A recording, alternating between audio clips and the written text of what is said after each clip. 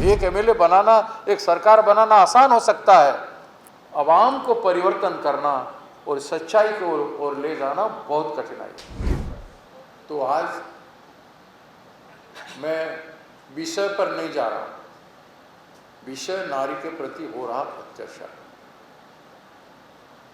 आप लोगों को बता देता हूं, मैं रेल मंत्री जिस दिन बना, रेल का एक member, railway board member mechanic, एक रेलवे ऑफिसर का बेटी का गार्डियन था, लोकल गार्डियन दिल्ली में था।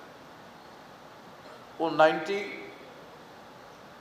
मेरे से पहले जॉर्ज फर्नांडिस जी रेल मंत्री थे, तो उस बच्ची के प्रति दुर्व्यवहार किया वो रेलवे मेंबर बोर्ड, मतलब वो सेक्रेटरी गवर्नमेंट ऑफ इंडिया का रैंक का है।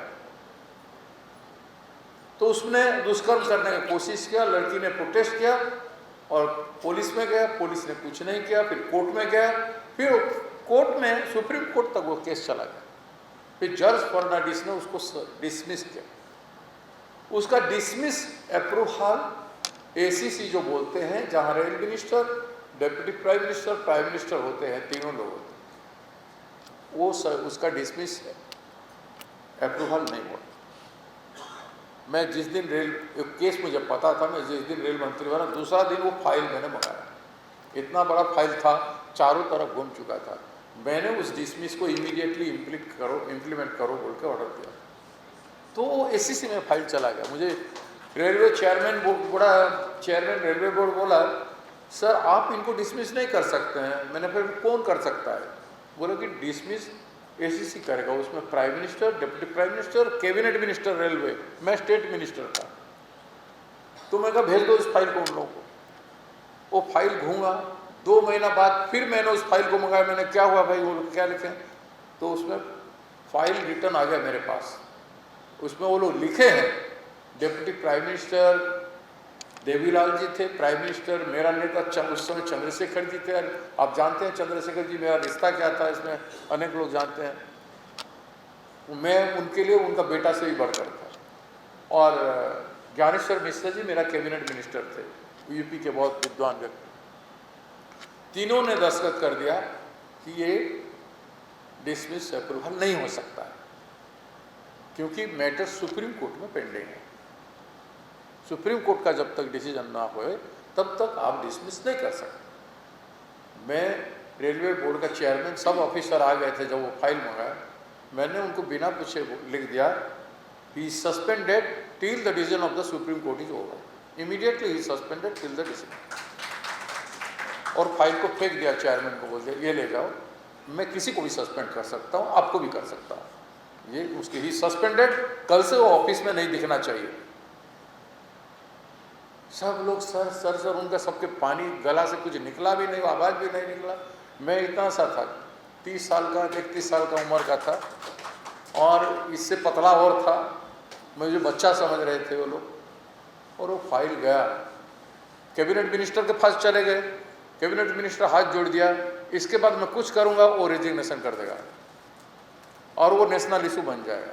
प्राइम मिनिस्टर के पास गया, अब जो क्या है उसको कर दो जल्दी, नहीं तो वो मेरा भी बात सुनेगा नहीं। ऐसा मेरा जीवन का इतिहास है। और मैं इन दरिद्रों को कैसे छोड़ सकता हूं? इन दरिद्रों को कैसे छोड़ सकता हूं? या तो मैं राजनीति छोड़ दूं या इनको नहीं छोड़ूं। मैं इससे हट जाऊंगा, मतलब ये समझा जाएगा ना मैं कमजोर हूं, मैं नहीं कर पाया, मुझसे होगा नहीं। मैं तो रास्ता ढूंढ रहा था और ये रास्ता मैंने निकाला। तो नारी न्याय वाहिनी का प्रवेश उसको बनाना, ताकि नारी को न्याय मिले। जब कोई पार्टी का आदर्श और सिद्धांत, नीति और पार्टी का नेता का रुख, इसका मुख, नेता का मुख, सोच और करनी और धरनी जो भी है वो स्पष्ट नहीं हो, और धोखे में आज एक बात बोलूं, कल दूसरी बात में जंप करूं, कल तीसरी इशू में जंप करूं, चौथे इशू में जंप करूं, ऐसा नहीं। मैं फिर सोचा मैं एक साथ 10 इशू को चलाऊंगा। एक तरफ नारी लड़ेगी, एक तरफ अनएम्प्लॉयड यूथ लड़ेंगे, एक तरफ विद्यार्थी लड़ेंगे, एक तरफ दलित लड़ेगा, आदिवासी लड़ेगा, पिछड़े वर्ग के लोग लड़ेंगे। 10 आंदोलन एक साथ चला रहे, देखते हैं किसमें साहस है, देखते हैं किसमें साहस है उसको सामना करना। ये संभव है। जो दुर्गा का अनेक रूप बोलते हैं ना, वो एक है। रावण का 10 दिमाग था, एक ही सर था, वो 10 दिमाग था।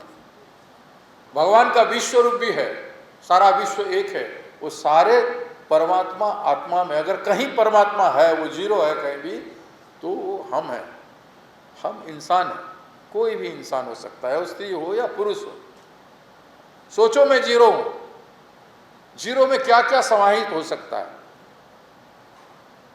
मैं शून्य हूं, मैं कुछ भी नहीं हूं। क्या है ये शरीर में? क्या है? ये तो चला जाएगा। मन, दिल, दिमाग और विचार, वो तो इंसान का सब कुछ धरोहर होता है। चाहे किसी भी क्रांतिकारी का हो या किसी भी महापुरुष का हो या किसी भी शक्तिशाली इंसान का हो, युगों युगों में जो कुछ भी हुआ। इसीलिए आत्मविश्वास होना चाहिए। मैं आज भी टूटे हुए हाथ में अगर 25 किलोमीटर दिन में पैदल यात्रा कर सकता हूं, तो इन सबको मैं धो भी सकता हूं, धो भी सकता हूं। इस सत्ता के गलियारी में बैठने वाले, इनको समझ में टाइम नहीं लगेगा। वो उपहास कर रहे हैं हमारी बातों पे। हंसना बंद हो जाएगा 2 साल बाद सबका। जिस रफ्तार से हम चल रहे हैं, हंसना सबका बंद हो जाएगा। जिस महिला में हिम्मत है, जो बोल सकता है, बोलने का जो बोल सकती है वो कुछ भी कर सकती है, उसके सोच में केवल परिवर्तन होना चाहिए, उसके सोच में क्रांति होना चाहिए, उसका सोच में ये सत्य होना चाहिए, वो कर सकते और वो होगा। मुझे खोजने में देरी हो सकता है, लेकिन होगा। मैं पीछे हटने वाला नहीं। ये उड़ीसा का मिट्टी में मैंने टूटे हाथ में, एक हाथ में जगन्नाथ को बुलाया था, एक हाथ में, मेरा 2 हाथ नहीं उठ रहा, तो वो बेकार नहीं जाएगा। तो मेरा विश्वास है, मैं आज खुश हूँ कि मुझे तलाश था कुछ लोगों का।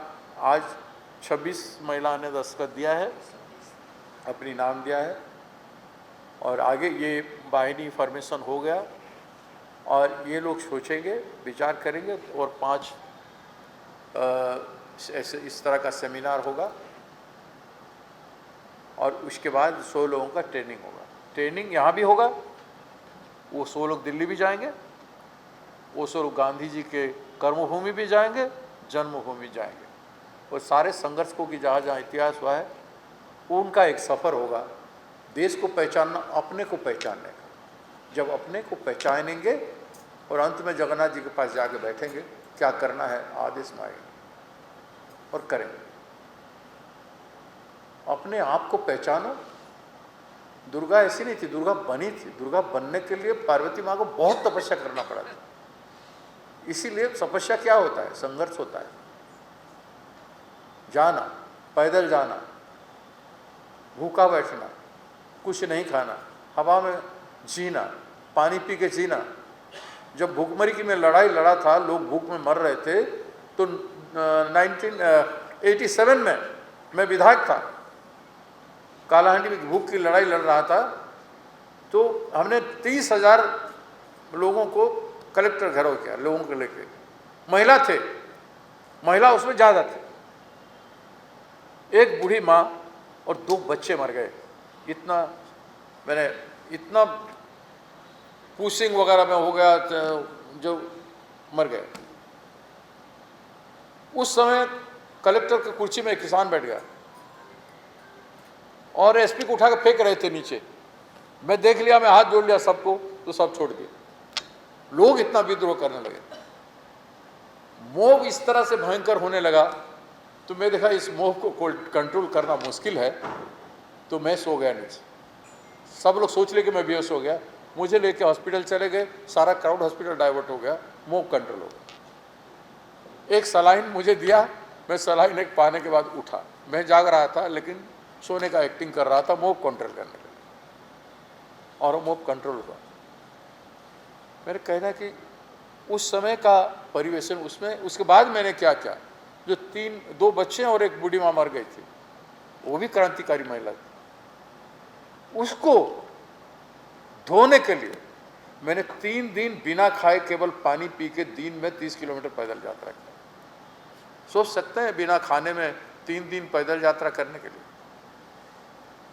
उस समय मेरा एक चाचा था डीएसपी, वो सब मीटिंग के पुलिस वाले के, वो तो उन्होंने कहा वो तो मर जाएगा, वो चल रहा है, कभी गिर जाएगा तो जिएगा नहीं। तो 3 दिन में जब शाम हो रहा था, मेरा चलना मुश्किल हो, वो लोग स्टॉक रख रहे थे, पूरा पुलिस 4-5 ट्रक ला के रोड में, मैं रोड क्रॉस कर रहा था, मुझे घेर के अरेस्ट करके लेके जेल में डाल दिया। तो मैं भूख में जो चला था वही बता रहा। भूख की लड़ाई में मैंने 4-5 हज़ार किलोमीटर पैदल चला है, पूरे कालाहांडी और कालाहांडी से दिल्ली। अभी चल रहा हूँ, राहुल जी के साथ भी 6 स्टेट में चला। आज भी वो स्पीड मेरा है। मेरा 67 ईयर हो गया, 67 साल का हो गया हूँ, लेकिन मैं वही भक्त हूँ, मुझ में कोई परिवर्तन नहीं। तो मैं कर सकता हूँ, तो आप तो नौजवान हैं, आपका तो उम्र बहुत छोटा है। तो छोटे नौजवान लोग अपने जीवन को क्यों नष्ट कर रहे हैं? अपने पास जो स्कोप, जो अपॉर्चुनिटी खुला है, उसको आप क्यों अवेल नहीं करना चाह रहे? आपने हौसला बांधो ना, अपने संकल्प करो ना, मैं कर सकता हूं। एक दिन बीजू पटनायक मेरे साथ जा रहे थे, 1987 की बात। हम जा रहे थे बिनका, बौद्ध से होके जा रहे थे। बौद्ध और सोनपुर के बीच में, मैं उनका वैन में पीछे था, वो आगे थे। मेरे से वो गप कर रहे थे फ्रीडम स्ट्रगल। बोले तुम लोग क्या लड़ाई लड़ते हो भक्त? मैं जेल में, मेरा पैर में बड़ा हुआ था हथकड़ी, हाथ में हथकड़ी था, पैर में कड़ी था, और सेल में मैंने रहा था, 19 महीना रहा था। मैं आज़ादी की लड़ाई में मैं उसी तरह का था। तो तुम क्या लड़ाई लड़े? मैंने कहा सर आप लड़े थे, हम मानते हैं उसका, इसलिए आपको इज्जत करते हैं, लेकिन उस समय आबादी कम था, आप हीरो बन गए थे, और आबादी आज बहुत है, अपॉर्चुनिटी मिलेगा तो आपसे बड़ा काम करके दिखा सकते। तो बोले हाँ तुम कर सकते, उनका वॉइस था। तो ये असंभव नहीं है। इसलिए कोई भी चीज अगर हमारा पूर्वज किए तो हम नहीं क्यों कर सकते? हम में शक्ति होना चाहिए। वो शक्ति का संचार तो सत्य से होगा, आत्मविश्वास से होगा, अपने कर्म से होगा, सपना से नहीं होगा, धोखे से नहीं होगा, लालच से नहीं होगा। आप भोगी भी बनना चाहोगे और जोगी भी बनना चाहोगे, दोनों चीज नहीं हो सकता। आपको कुछ त्याग करना पड़ेगा, कुछ त्याग करना पड़ेगा। आपको सत्य को खोज के अपनाना पड़ेगा, तब आपकी ताकत बढ़ेगा, तब आप मजबूत होगे, तब आप कर सकोगे। मैं विश्वास करता हूं इस दिशा में आप कदम उठाएंगे और आगे हम मिलेंगे। पूरा देश, पूरा राज्य हिलेगा। मुझे सीएम बनना नहीं, मैं उस शौक में नहीं, लेकिन राज्य को हिला देना है, महिलाओं का सर ऊंचा कर देना है, अन्याय को नीचा कर देना, अन्याय को नीचा कर देना है। और जो सिस्टम है, इंसान के दूसरे इंसान के दर्द में किसी कोई पिघल नहीं रहा है, पिघले या ना पिघले, दूसरे पर उपहास नहीं करना है। कम से कम इतना तो हम बना सकते हैं, और वो भी करना आसान नहीं है। ये सबसे बड़ा चुनौती है। एक एमएलए बनाना, एक सरकार बनाना आसान हो सकता है, आवाम को परिवर्तन करना और सच्चाई की ओर ले जाना बहुत कठिनाई है।